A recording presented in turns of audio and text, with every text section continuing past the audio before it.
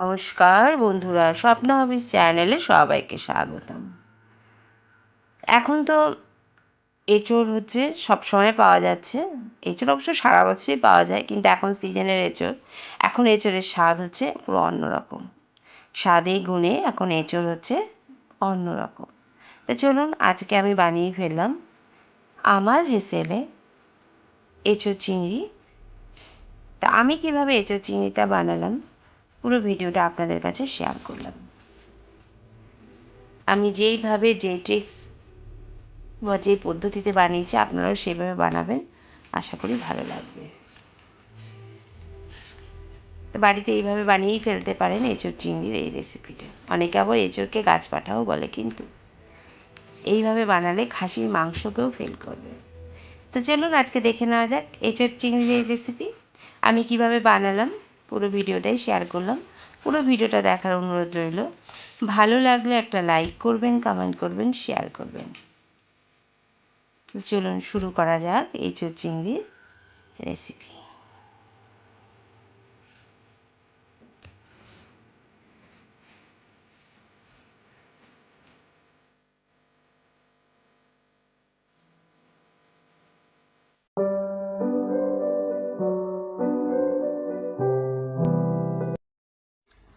সবার প্রথমে আমি কড়াইতে তেল দিয়ে নিলাম। তেলটা গরম হতে দিয়ে দিলাম চিংড়ি মাছ। চিংড়ি যার স্বাদ গন্ধ তরকারির মানে টেস্টকে আরও বাড়িয়ে দেয়, তাই না? যাতেই চিংড়ি পড়বে তারই টেস্ট একদম পাল্টে যাবে। একটা সাধারণ তরকারি, তার মধ্যে যদি চিংড়ি পড়ে তার স্বাদই আলাদা। তো চলুন গল্প করতে করতে চিংড়ি মাছটা ভেজে নিলাম। দেখুন চিংড়ি মাছটা আমার ভাজা হয়ে গেছে। চিংড়ি মাছ তো আবার বেশি কড়া করে ভাজা যাবে না, তাহলে শক্ত হয়ে যাবে। তো হালকা করে ভেজে নিলাম চিংড়ি মাছটা। চিংড়ি মাছটা ভাজার পরে কড়াইতে আমি আরেকটু দিয়ে দিলাম সর্ষের তেল।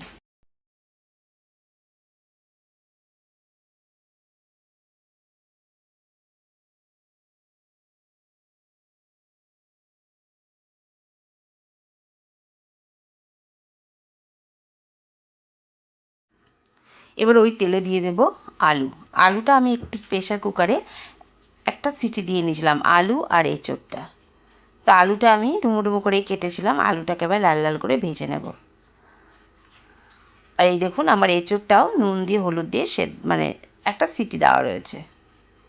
তা আলুটা লাল লাল করে ভেজে নিয়ে আলুটা ভাজা হতে থাক, আবার আসছি।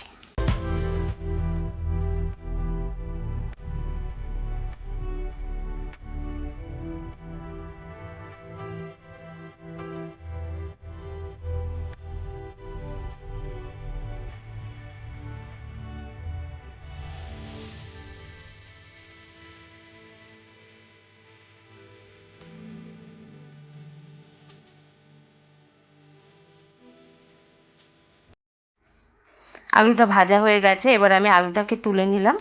নিয়ে এবার ওই তেলে দিয়ে দেবো গোটা গরম মশলা। দিলাম একটু জিরে, একটু দারচিনি, একটু এলাচ, আর দিলাম কাঁচা লঙ্কা ফোড়ন। এখানে কিন্তু আমি শুকনো লঙ্কার ফোড়ন দেইনি। কাঁচা লঙ্কার ফোড়ন দিয়ে মশলাটা বেশ গন্ধ বেরোবে। তারপরে ওর মধ্যে দিয়ে দেবো ডুমো ডুমো করে কাটা পেঁয়াজ। পেঁয়াজটাকে এবার লাল লাল করে ভেজে নেব। পেঁয়াজটা দেখো বেশ ভাজা হয়ে গেছে। এর মধ্যে দিয়ে দিলাম ছোটো সাইজের দুটো টমেটো। টমেটোটাকেও এবার আমি ভালো করে পেঁয়াজের সাথে ভেজে নেব, আর টমেটোটা যাতে ম্যাশ হয়ে যায় তার জন্য সেই সময়টুকু পর্যন্ত ভাজবো। একটু ঢেকে দিলাম সামান্য একটু নুন দিয়ে, কারণ টমেটো থেকে তাড়াতাড়ি জল বেরোবে এবং টমেটোটা তাড়াতাড়ি সেদ্ধ হয়ে যাবে। দেখো আমার টমেটোটা অনেকটাই সেদ্ধ হয়ে এসেছে। এবার এর মধ্যে দিয়ে দেব,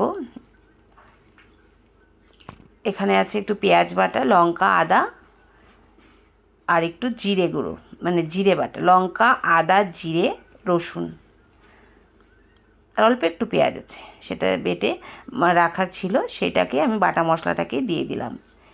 এবার বাটা মশলাটা এটা যতক্ষণ না তেল ছাড়বে, কাঁচা গন্ধ যাবে আদা পেঁয়াজ রসুনে, ততক্ষণ এটাকে আমি ভাজতে থাকবো। খুব সাধারণভাবে আমি রান্না করেছি এই রেসিপিটা, তোমরা দেখলেই বুঝতে পারবে। চলো মশলাটা কষিয়ে নিই।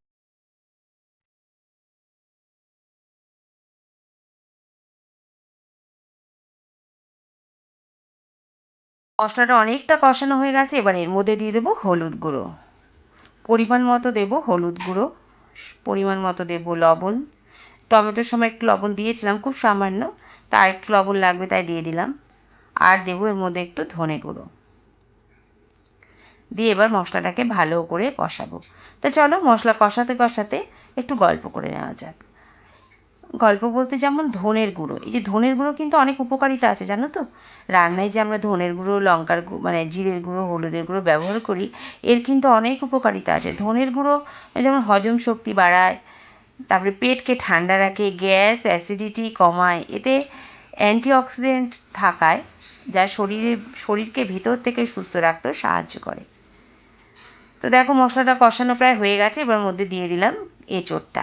এঁচোড়টা কিন্তু আমি ভেজে নিইনি, কেন বলো তো? ভেজে নিলে না এঁচোড়টা কেমন শক্ত হয়ে যায়, মানে ভাজা হয় আর ওপরের স্তরটা কেমন শক্ত হয়ে যায়, তার জন্য কিন্তু এঁচোড়টা আমি ভাজিনি।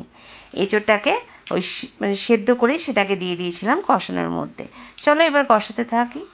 তারপরে হলুদ গুঁড়ো, হলুদ গুঁড়ো সম্বন্ধে একটু জেনে নিই।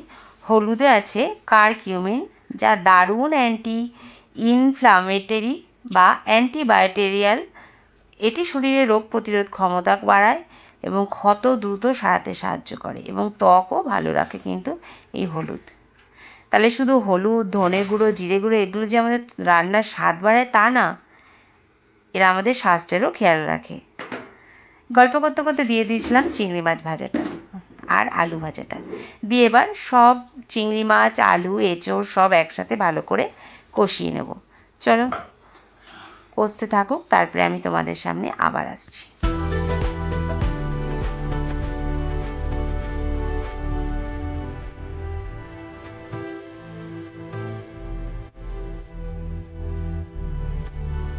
দেখো এঁচোড় আলুটা সব মশলার সঙ্গে একদম মিলেমিশে গেছে, কষানো হয়ে গেছে। এবার এর মধ্যে দিয়ে দিলাম একটু ভাজা মশলার গুঁড়ো। এই ভাজা মশলার গুঁড়োতে কী কী ছিল বলো তো? এর আগে একদিন করেছিলাম, ভিডিওটা তোমাদের শেয়ার করেছিলাম, তাও আবার বলে দিচ্ছি। রয়েছে সামান্য পরিমাণ ধনে, একটু মৌরি, আর হচ্ছে গোটা গরম মশলা, সব একসাথে কাঠখোলায় ভেজে আমি গুঁড়ো করে রেখেছিলাম। আর এই মশলাটা তরকারিতে দিলে না এর স্বাদ দ্বিগুণ হয়ে যায়, দ্বিগুণ বেড়ে যায়। এর মধ্যে তো মৌরি আছে, এর আগে তো তোমাদের ধনের উপকারিতা বলেছি, এবার মৌরির উপকারিতাও বলে দিই। দেখো কষানো হয়ে গেছে, এবার আমি দিয়ে দিলাম জল, এবার ফোটার সময় দেব। চলো এর মধ্যে আমরা তরকারিটা মানে হতেই আমরা একটু মৌরির উপকারিতা সম্বন্ধে জেনে নিই। মৌরি হজম শক্তি বাড়ায় এবং পেটের গ্যাস অম্বল কমাতেও সাহায্য করে। মৌরি ভেজানো জল খেলে না গ্যাস অম্বল কমে, জানো তো, পেটকেও ঠান্ডা রাখে। খাওয়ার পর মৌরি খেলে পেট ঠান্ডা থাকে এবং হজম ভালো হয়। আমরা তো অনেকেই দেখবে খাওয়ার পরে মৌরিকে মুখশুদ্ধি হিসেবে খাই। মুখশুদ্ধি হিসেবে শুধু না, মৌরি আমাদের পেটের পক্ষে খুব উপকারী। তারপরে মৌরি চোখের জন্যও ভালো এবং শরীরের রোগ প্রতিরোধ ক্ষমতাও বাড়ায়। গরমকালে মৌরির জল শরীর ঠান্ডা রাখতে সাহায্য করে। তো কত কিছু জেনে নিলাম বলো, রান্না করতে করতে মশলার কত উপকারিতা আছে, তাই না? দেখলে আমি মাঝখানে একটু এঁচোড় খুন্তি দিয়ে দেখছিলাম সেদ্ধ হয়েছে কি না, দেখো কি সুন্দর নরম সেদ্ধ হয়েছে না, বেশ নরম হয়ে গেছে। কিন্তু এটা যদি ভেজে নিতাম না, উপরের স্তরটা শক্ত মতো থাকতো, মানে ভালো মতো জিনিসটা সেদ্ধ হতো না। এবার আমি টক ঝাল সব কিছুর ব্যালেন্স করার জন্য সামান্য একটু চিনি দিলাম, দিয়ে তরকারিটাকে আরেক কিছুক্ষণ ফুটিয়ে নেব। আমার তো আলু আর এঁচোড়টা সেদ্ধ করাই রয়েছে, তাই আমার তরকারিটাতে বেশি সময় লাগলো না। আর এবার নামাবার আগে দিয়ে দিলাম একটু গরম মশলা।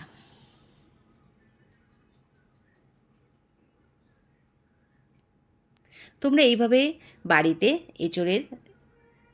চিংড়ি মাছ দিয়ে এঁচোড়ের তরকারি এইভাবে রান্না করে দেখতে পারো। ভালো লাগলে আমাকে একটু কমেন্ট করে জানিও কেমন লাগলো, ট্রাই করে আমাকে জানিও। তবে দারুণ খেতে হয়েছিল এঁচোড় চিংড়ির রেসিপিটা। অবশ্যই এতে ছোট চিংড়িও যায়, কিন্তু আমার ঘরে বড় চিংড়ি ছিল বলে আমি বড় চিংড়ি দিয়েই করেছিলাম। তোমরা ছোট ছোট চিংড়ি দিয়েও এঁচোড়ের এই রেসিপিটা ভীষণ ভালো লাগে। আগেই তো বলেছি চিংড়ি মাছ যাতেই পড়বে তার স্বাদ দ্বিগুণ হয়ে যাবে।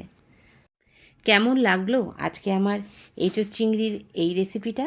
যদি তোমাদের ভালো লেগে থাকে একটা লাইক করো, কমেন্ট করো, শেয়ার করো। আর যারা নতুন তারা চ্যানেলটাকে অবশ্যই সাবস্ক্রাইব করো, তাহলে আমার নতুন নতুন ভিডিওর সাথে বেল আইকন প্রেস করো, তাহলে নতুন নতুন ভিডিওর নোটিফিকেশান তোমাদের সামনে খুব তাড়াতাড়ি পৌঁছে যাবে।